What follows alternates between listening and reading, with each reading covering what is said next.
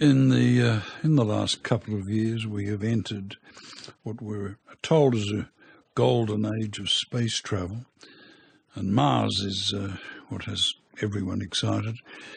Elon Musk says he wants to retire on Mars, and I'm sure there are many people liking to expedite that. NASA desperately want to get astronauts there. People are very seriously planning how to manipulate the Martian atmosphere, how to produce food there, how to build the infrastructure for a human colony. And coupled with the rapid developments in AI, it's clear that we're on the cusp of something. An era which could make us an interplanetary species and perhaps even evolve into something post-human as opposed to posthumous. My next guest is a world-famous theoretical physicist, Michio Kaku. He's Professor of Physics at the City University of New York. You will be familiar with his visage via his umpteen television appearances, and you will have read some of these plethora of best-selling books.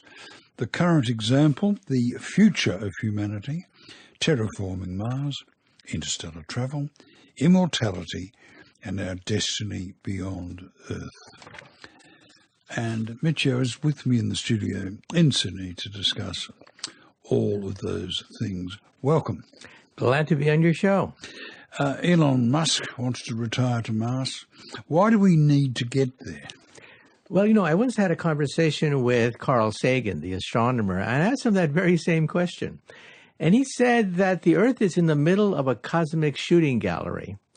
And one of these days, a rock is going to hit us from outer space. And look at the dinosaurs. The dinosaurs did not have a space program. And that's why they're not here today to talk about it. There are no dinosaurs in this room because they got wiped out by a rock about 5 miles across that hit Mexico. And he wanted us to have an insurance policy, Plan B. That doesn't mean evacuating the Earth. That's cost too much money.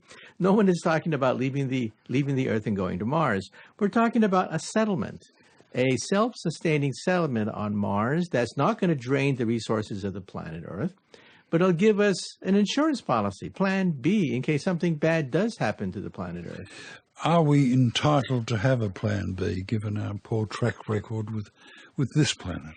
Well, yeah, take a look at this planet. Right under your feet, if you were to drill right under your feet, you'll encounter fossils. 99.9% of all life forms become fossils and disappear off the face of the Earth. Extinction is the norm.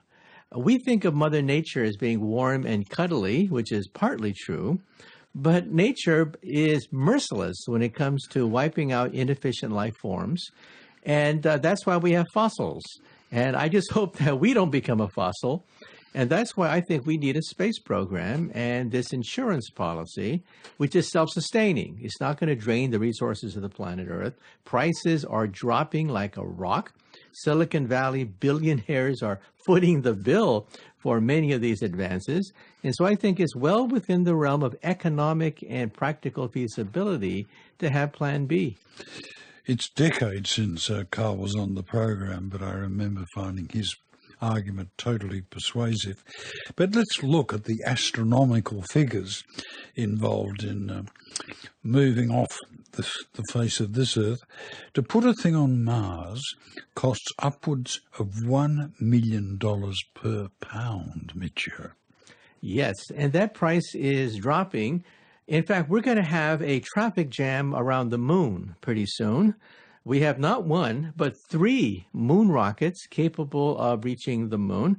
NASA has the SLS booster rocket, which next year, write this down in your calendar, next year will take us back to the moon for the first time in 50 years. Then we have Elon Musk with his Falcon Heavy, fully capable of launching a Tesla motor car into outer space, or the moon for that matter. And then we have Jeff Bezos of Amazon. Not to be outdone, he has endowed a spaceport in Texas, and he's going to launch the new Armstrong rocket to the moon. Not to mention the Chinese and the European Union. We're going to have a traffic jam around the moon, and I predict that our grandkids will have the ability to honeymoon on the moon. And so the moon is only 3 days away. It's a hop, skip, and a jump. So I think that's an easy target. Mars, of course, is much farther away and more difficult. We haven't shown very good skills at sorting out any sorts of traffic jams. I'm wondering who will have the responsibility to prevent the clutter you're anticipating. Well, good question. You see, we have the Outer Space Treaty of 1967, a great treaty which says that nuclear weapons should not be put into space, and nation states cannot claim Mars or the moon. The problem is, in 1969, who would have thought that a private individual using his own piggy bank, using his own bank account, can create a moon rocket fully capable of reaching the moon with colonists? Elon Musk is selling tickets to be on the first commercial venture to the moon. And a Japanese billionaire by the name of Miyazawa bought out the entire rocket. And so this is now well within economic feasibility to have tourists go to the moon. Let's go back to Mars. Musk has suggested detonating hydrogen bombs above the ice caps to melt them and create an ocean as a first step in terraforming.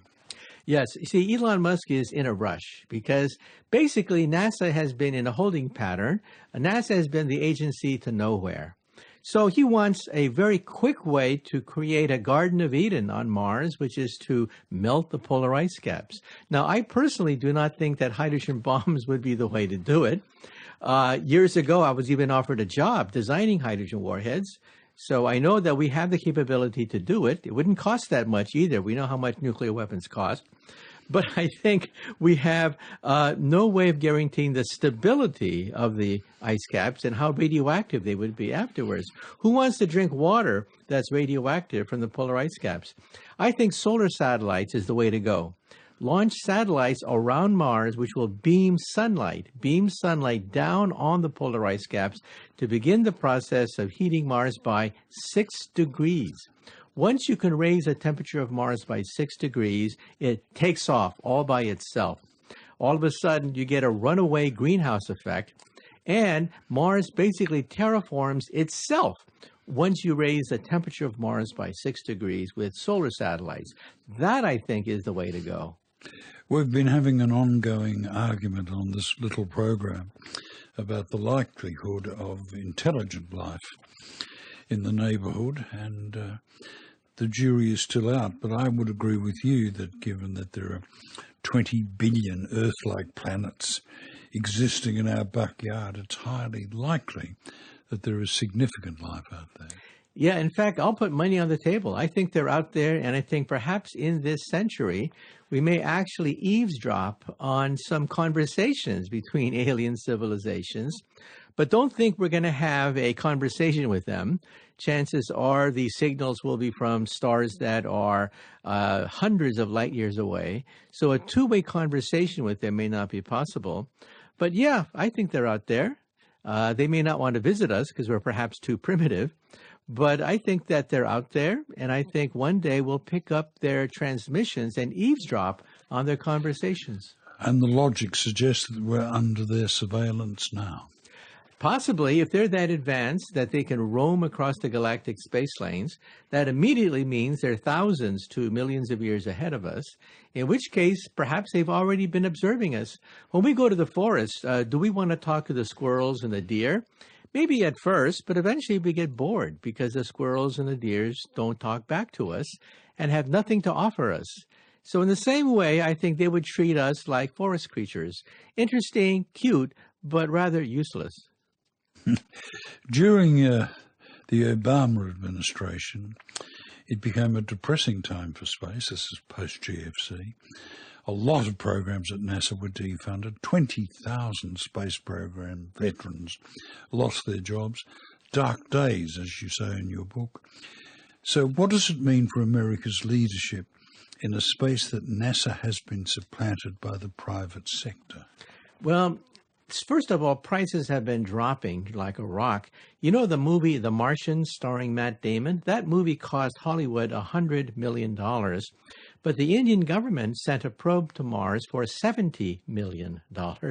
So a Hollywood movie about going to Mars actually costs more than actually going to Mars. And then we have Elon Musk with reusable rockets, which will hopefully drop the cost of rocketry down by a factor of 10. That's the goal anyway. And so we're entering a new ball game now. In 1966, the Apollo space program gobbled up 5% of every tax dollar. 5% of the entire federal budget went into the Apollo space program. That's unsustainable. There's no way you can sustain that. Now NASA is down to a fraction of that, and private enterprises picking up the slack. And so I think it's a new ball game.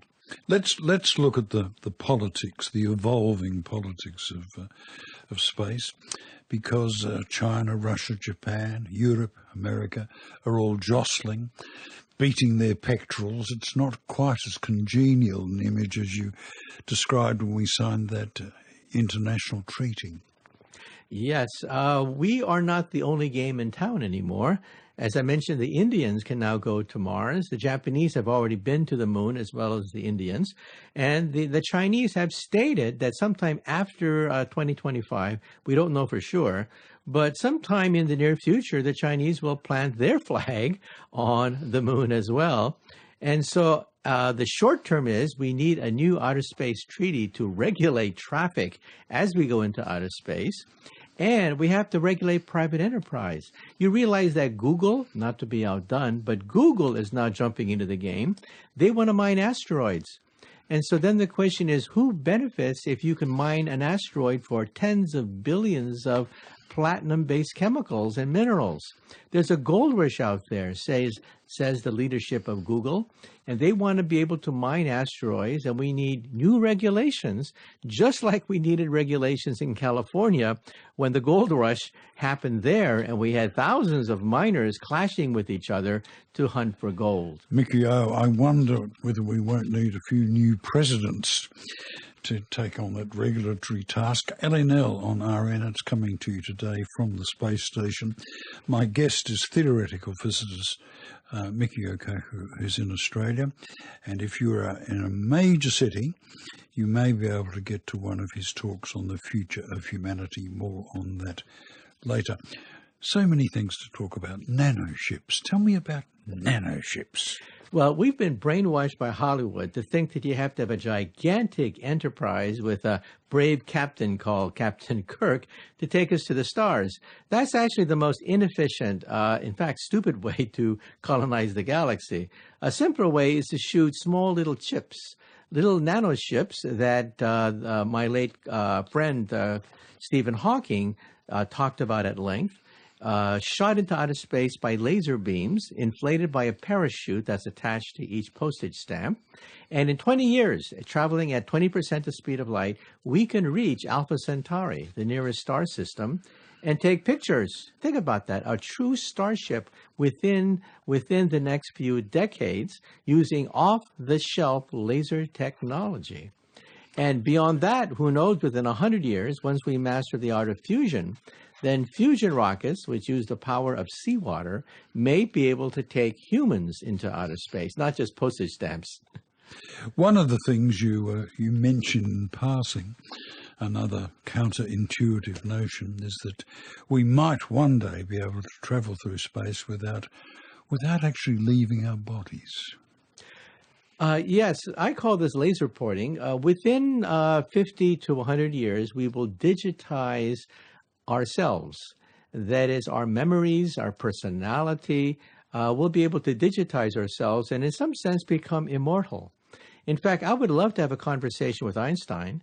One day, someone in Silicon Valley will digitize everything known about Einstein and put it into a robot with a personality, and we'll be able to talk to Albert Einstein. We'll talk to Winston Churchill. Libraries will be a library of souls. Could I interview Winston Churchill? That's a terrific idea. Yeah, I think it'll be possible, I think, in the coming years, because already we're not talking about Silicon Valley startups offering to digitize everything known about you on the internet, your credit card transactions, the wines you like to buy, the vacation spots you go to, all of that digitized. And in the future, we'll digitize the brain itself. That's called the does that mean project. that we could be elsewhere via an avatar? That's right. I think that when we do this, one application is to put it on a laser beam, because laser beams can transmit information, and shoot it to the moon. In 1 second, you're on the moon. In 20 minutes, you're on Mars. And in a few hours, you're on Jupiter. And on the moon, there's a mainframe that downloads the laser and then puts you into an avatar that looks just like you, except you're super strong, super handsome, super pretty, and have the power of a Superman flying all over the moon and Jupiter and Saturn and Mars. I call this laser porting, and I'll stick my neck out. I think this already exists. I think aliens from outer space think that flying saucers are so 20th century, so primitive. Flying saucers? Oh. They simply digitize their personality, put it on a laser beam, and shoot their consciousness at the speed of light. So that in the morning, you have breakfast in New York. You would then have lunch on the moon, and then off you go to the moons of Jupiter and Saturn, visit a few asteroids, and that same evening, come back for dinner in New York. Decisions. Now, you come up with some rather elegant terms. One of them is the Superhighway of Souls. Is that your description for all of this? That's right. See, we are so primitive that we may not realize that right next to the Earth there is a superhighway of laser beams, each beam carrying a soul, that is, a digitized person, traveling at the speed of light throughout the universe. And so we are so primitive. We're listening to radio. That's so 1950s technology. We're listening to radio signals from alien civilizations. I think they just simply laser port their consciousness at the speed of light throughout the universe, bypass booster rockets, bypass radiation, weightlessness, all the hazards of space travel, and as pure consciousness roam throughout the galaxy. We're talking about forms of consciousness. Let's ask about artificial consciousness. Where are we on the spectrum of AI at the moment? Well, we've been brainwashed to think that Arnold Schwarzenegger and the Terminator is a threat to humanity. However, if you take a look at our most advanced robots built by the Pentagon, and you realize that they have the intelligence of a cockroach, that is, a bug. You put a bug in a forest, and a cockroach immediately finds mates, foods, shelter, runs and hides. You put our most advanced robot in the forest, and it simply falls over and gets lost. So we got a long ways to go. But I predict that in the coming decades, we will have robots as smart as a mouse, then a rat, then a rabbit, then a cat, dog, and by the end of the century, I don't see why we can't have a robot as smart as a monkey. At that point, they are potentially dangerous. Well, that's something else. The dangers thereof.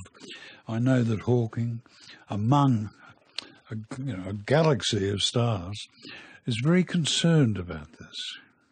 Or was in his when he was with us. However, I think the concern is a little premature in the sense that, like Paul Revere, it's always good to have the warning go out early. But I think we're decades away from robots that can replace humans and become our evolutionary successors. Robots today have the intelligence of insects, but I think by the end of the century, they'll become as smart as monkeys, and monkeys are potentially dangerous because they have self-awareness. Monkeys know that they are not human. Now, dogs are confused. Dogs think that we are a dog, that we're the top dog, and they're the underdog, and that's why they obey us. But monkeys have no illusions whatsoever. And so when our robots become as smart as a monkey with monkey self-awareness, I think we should put a chip in their brain to shut them off if they have murderous thoughts. At that point, they could become dangerous. I remember Asimov writing an essay probably half a century ago where he anticipated the idea of replication, of self-replication. Will robots reach a point where they'll be able to clone themselves? Well, that's called the singularity. The singularity is some mythical point in the future where A, robots become as smart as us, B, they make children. They make copies of themselves, each generation smarter than the previous copy, and it exponentially explodes until they take over the planet Earth. Some people even think they'll take over the solar system and take over the galaxy. I tend to be a little bit more cautious in the sense that this depends on Moore's law, that computer power doubles every 18 months. But you see, Moore's law is slowing down. I'm a physicist, not a computer engineer. And I realize that because of the laws of quantum mechanics, we are reaching the end of the age of silicon in the coming decade or so that your laptop will not be twice as powerful as it was the previous Christmas. And the Moore's law will flatten out. Silicon Valley could become a rust belt. That's why we physicists are desperately working on things like quantum computers, computers that compute on atoms rather than silicon, but they're not ready yet. Quantum computers are not ready for prime time. So we could see a falling off, a leveling off of computer power in the next decade or so. We haven't even got time to tackle the idea of curing death, which is an amusing notion by one of your mates at Google. Thank you very much for your time, Michio. Michio Kaku's book is called The Future of Humanity, Terraforming Mars, Interstellar Travel, Immortality, and Our Destiny Beyond Earth. And it's published by Penguin. Thanks, Michio. And it's been a real pleasure being on your show.